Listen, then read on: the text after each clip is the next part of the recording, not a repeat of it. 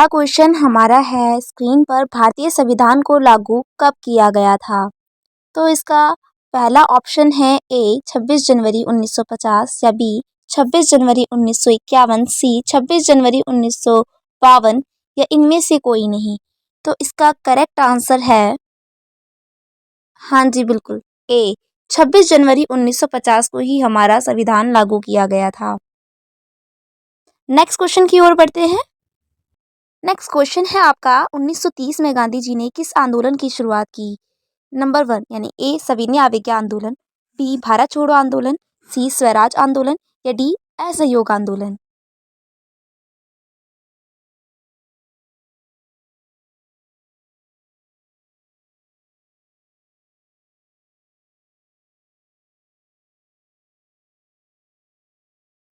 Next question है हमारा, भारत के प्रथम उपराष्ट्रपति कौन थे?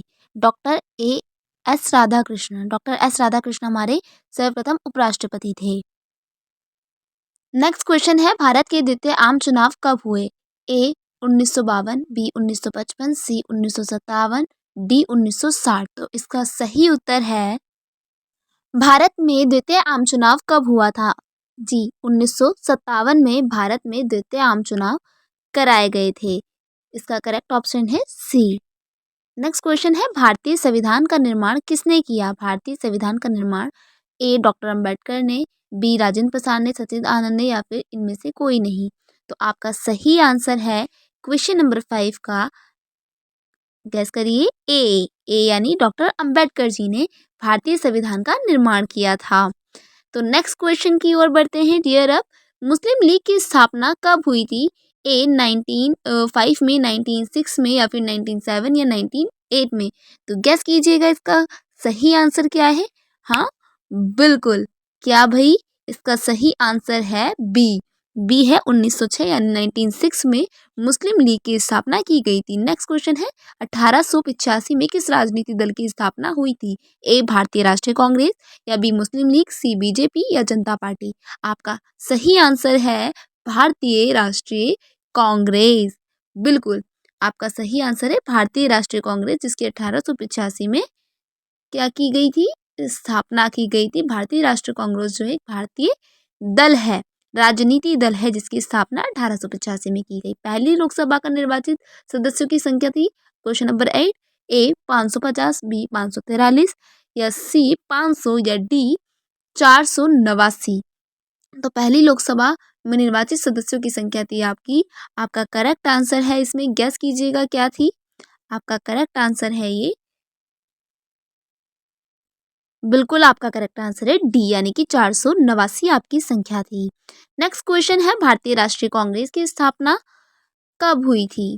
तो भारतीय राष्ट्रीय कांग्रेस की स्थापना, आप मुझे ये क्वेश्चंस कमेंट में ज़रूर बताएंगे, क्योंकि अभी हमारे पीछे यहाँ पर भारतीय राष्ट्रीय कांग्रेस का क्वेश्चन आया था, मैंने उसमें बताया था। सो आप बताना ना भूलें भाई, ऐसा नहीं है कि आपने आंसर नहीं देना, आपने आंसर देना है कि भारतीय राष्ट्रीय कांग्रेस की स्थापना कब हुई थी। ओके, नेक्स्ट क्वेश्चन आपका है क्वेश्चन नंबर 10, जो है कि ए ओ ह्यूम नामक अंग्रेज किस राजनीति दल की स्थापना की? A Congress party, B socialist party, या सी स्वतंत्र पार्टी। तो ए ओ ह्यूम ने, ये जो अंग्रेज था, इसने एक ही पार्टी का गठन किया था। वो पार्टी थी आपकी, आपको पता तो होगा ही, ए यानी कि कांग्रेस पार्टी। कांग्रेस पार्टी का गठन किसने किया था? ए ओ ह्यूम नामक अंग्रेज ने। ए हो ह्यूम नाम था, कैसे कैसे नाम होते हैं इनके, है ना। क्वेश्चन नंबर 11, समाजवादी पार्टी की स्थापना किसके नेतृत्व में की गई थी?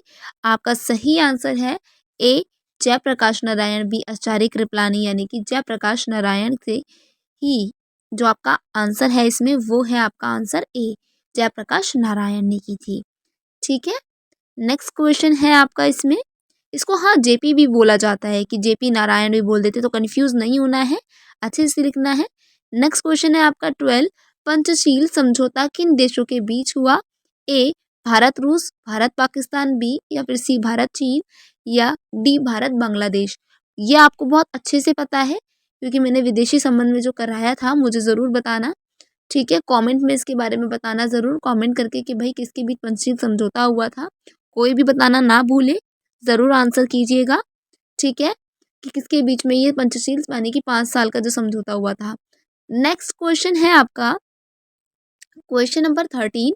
कूटनिरपेक्ष आंदोलन एक अंतर्राष्ट्रीय संस्था है, इसकी स्थापना कब हुई? मोस्ट इंपॉर्टेंट क्वेश्चन और most easy, more and more easy, literally बहुत इजी है। ए 1961 1954 या फिर 1950 या 1948। 1961 में इसकी स्थापना की गई थी। ठीक है, 1961 में। याद रखना, भूलना नहीं है, आ जाता है ये क्वेश्चन। गुटनिरपेक्ष आंदोलन की संस्था है जिसकी स्थापना कब हुई थी? 1961 में हुई थी। ओके, सो 1961 आपको याद रहेगी। अब नेक्स्ट क्वेश्चन की ओर बढ़े अब हम अपने क्वेश्चन नंबर 14। तो क्वेश्चन नंबर 14 है आपका 1952 में आम चुनाव में भारतीय जनसंघ को कुल कितने स्थानों पर विजय प्राप्त हुई? यहाँ पे आम चुनाव की बात हो रही है। भारतीय जनसंघ पार्टी को कितने चुनावों में, मतलब कितनी सीटें प्राप्त हुई, कुल विजय कितनी मिली इसको? तो इसका सही आंसर है आपका 3। 3 सीटें भारतीय जनसंघ ने जीती थी। वीडियो ज़्यादा लंबा ना हो जाए इसलिए मैं आंसर्स आपको बता रही हूँ। ठीक है, तो हम नेक्स्ट क्वेश्चन की ओर बढ़ते हैं अपने क्वेश्चन नंबर 15। एक दलीय प्रभुत्व के संबंध में कौन सही है?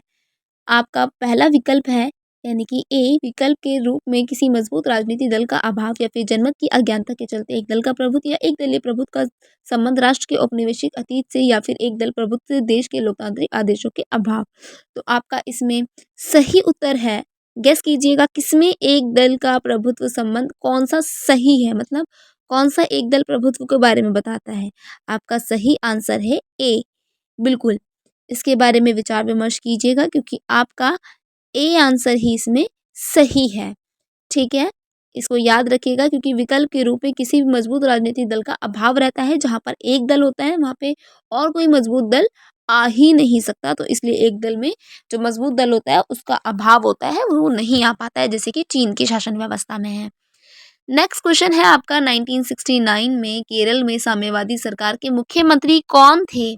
तो ए है EMS नंबूद्रिपाद या बी NG रंगा, सी AK गोपालन, डी इनमें से कोई नहीं। तो आपका इसमें करेक्ट आंसर है, या तो होगा ही, हमने पढ़ा भी था, AMS नंबूद्रिपाद। ठीक है, नेक्स्ट क्वेश्चन है आपका साम्यवादी दल की स्थापना किस वर्ष हुई?